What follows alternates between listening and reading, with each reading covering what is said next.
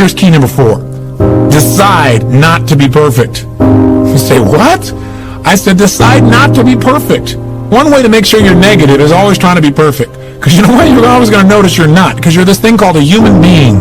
When I talk to my daughter Jolie, this girl works so hard to be perfect. Everybody seems to love her. She's a straight A student. She wants to be the very best at school. She wants to be the very best at home. She wants to be the very best at Disney. She wants to be the best at everything.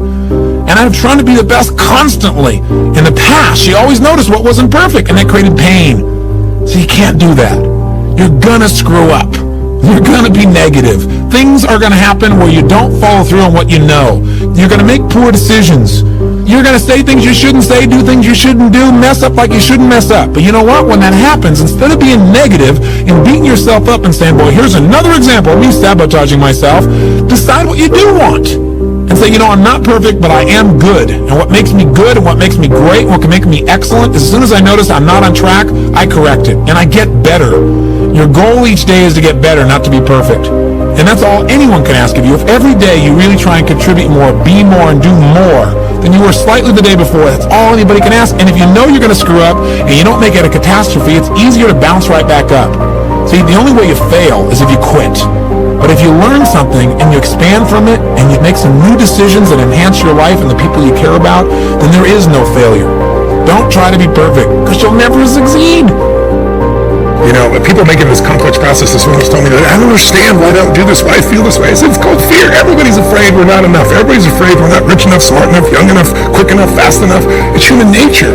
But the secret is to do it anyway. I know that sounds so simplistic. My work when I'm working with somebody is showing them how to condition themselves, like building a muscle, so that you take action first, automatically. Because if you don't do that, it's hard. You lose momentum. It's like, how do I get started? Where do I go? And I tell people, throw a rock, wherever it drops, start there. The next person walks by, I go, you're the first person after the rock. Do anything to start the process of moving forward rather than fear stop you.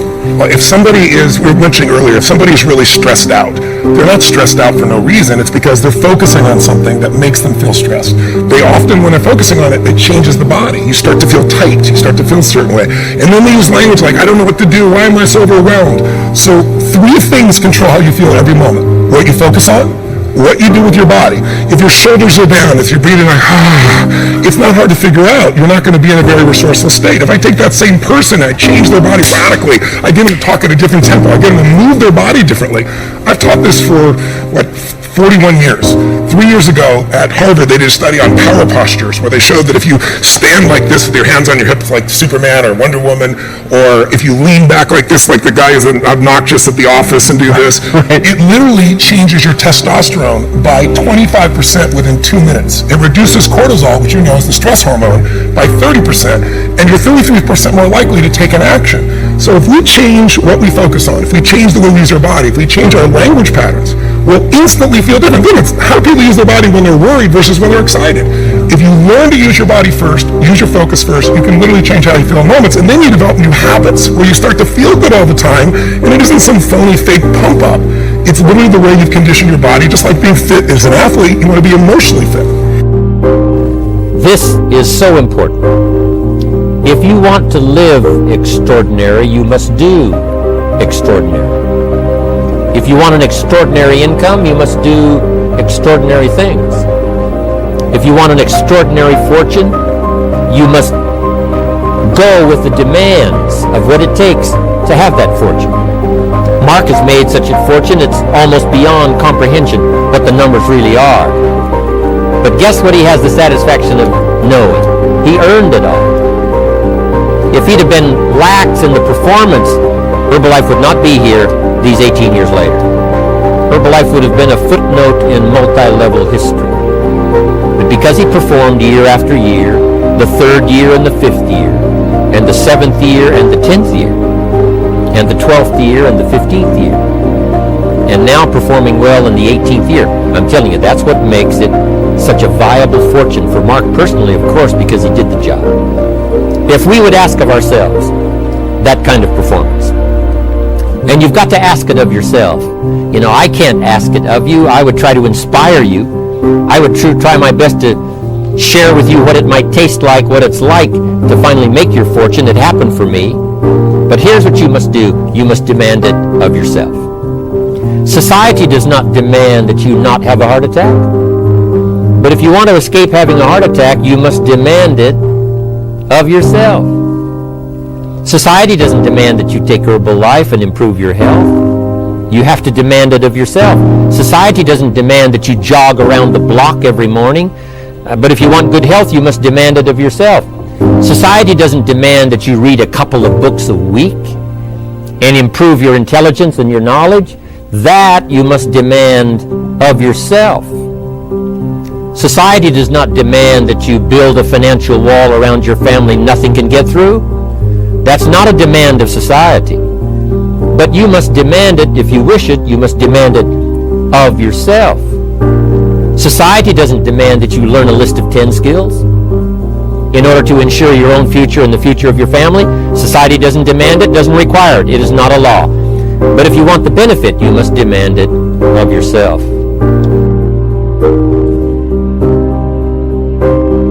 Once you begin to discover who you are, then you really realize how you have been given authority and dominion over everything on the face of the earth, including all the dimensions of your life.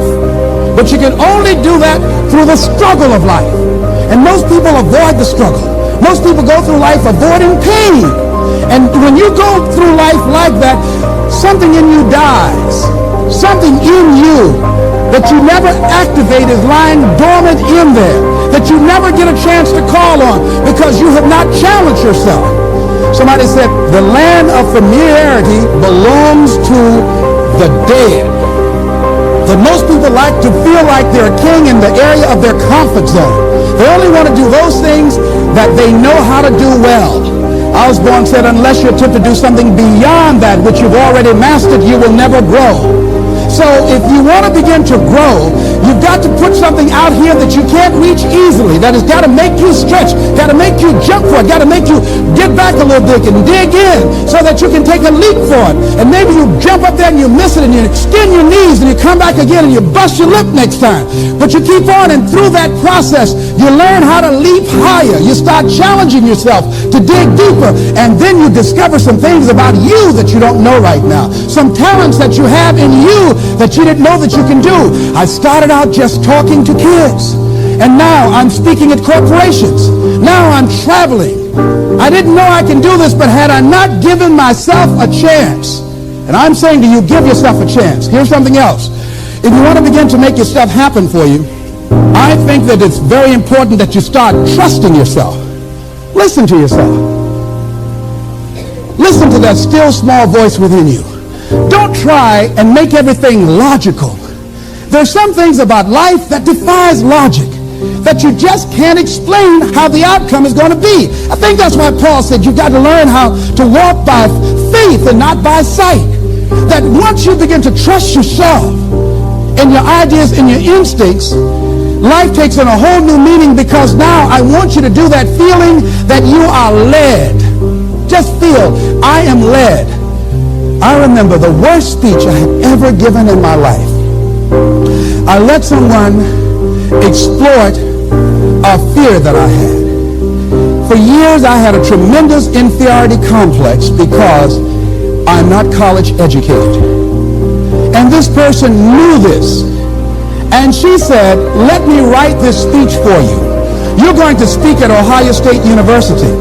Those people are very educated there. And they're going to know when you make grammatical errors, and they're going to know because of the substance of your speech that you are not literate. I care about you. I don't want you to embarrass yourself.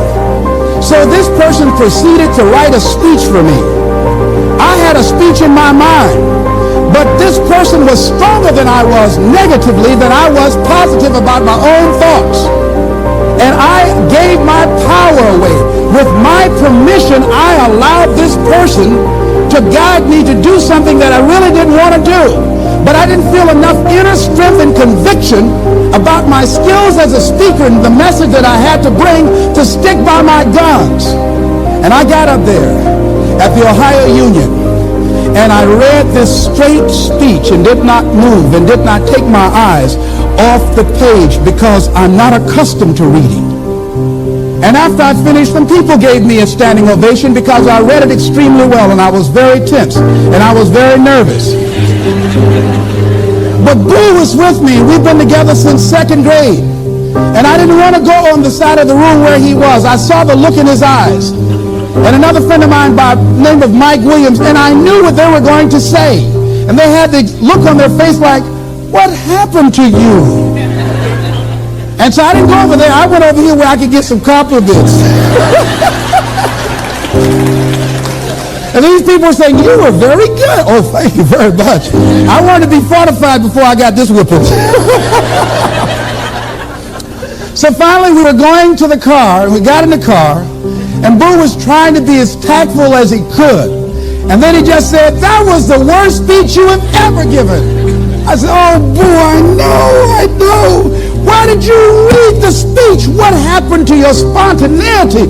You've always been an extemporaneous speaker. Les, why did you do that when she told me that they wouldn't accept what I said? Les, let them take you as you are.